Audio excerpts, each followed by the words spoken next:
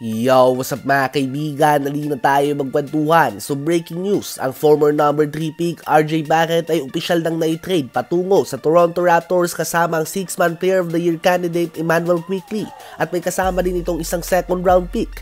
Habang mapupunta naman sa New York Knicks ang defensive specialist OG Anunoby at pati na din si Precious Achiuwa at Malachi Flynn.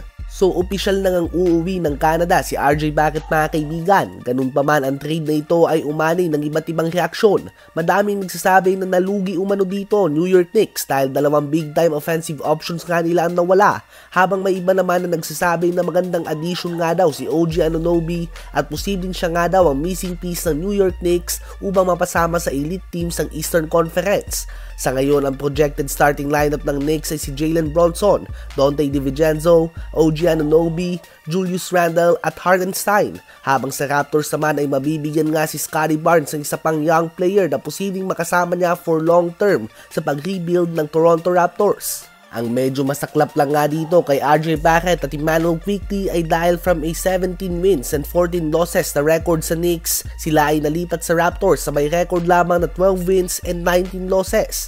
So interesting early season trade nga ang ginawa ng both teams, ngunit posibleng hindi pa tapos ang Raptors mga kaibigan. Abangan nga ang Pascal Siakam trade. Gusto nga nilang pabeluhin si Scottie Barnes at hindi nila ito magagawa hanggat andyan si Siakam sa team. Kayo ba mga kaibigan, sino ba sa palagay nyo ang panalo sa trade na ito? Habang si Joel Embiid naman ay nagmumukhang MVP nga all throughout the season, siya ay nag-average ng league best 35 points, 11.7 rebounds, and 6 assists per game on a very efficient 54% shooting sa field. Sobrang mas maganda pa nga ang stats niya ngayong season kaysa last year nang unang beses niyang makuha ang regular season MVP award. As of now ay siya nga ang paborito na manalo ng award na ito. Ganun pa man, kailangan na nga ni Embiid na mag-ingat at paglaro na dahil nakapag-miss na siya ng 7 total games ngayong season. It was also reported na out siya sa game mamaya ng Sixers laban sa Chicago Bulls and possibly the next game after that na kontra pa din sa Chicago Bulls. So sabihin na natin na ma-miss niya nga ang next 2 games. Ibig sabihin nito ay may 9 total games na siyang hindi nakapaglaro.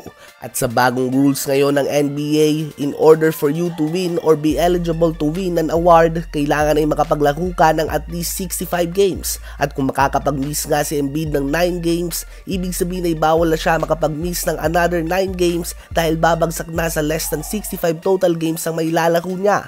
So bawal na nga siya magtamo ng any injuries kung plano niya pang ipagpahinga ang ibang back-to-back games all throughout the season. So far si Giannis at Jokic na nakabuntot kay Embiid para sa MVP race ay isang game pa lang nga pareho na may miss nila. Ano ba ang masasabi nyo tungkol dito?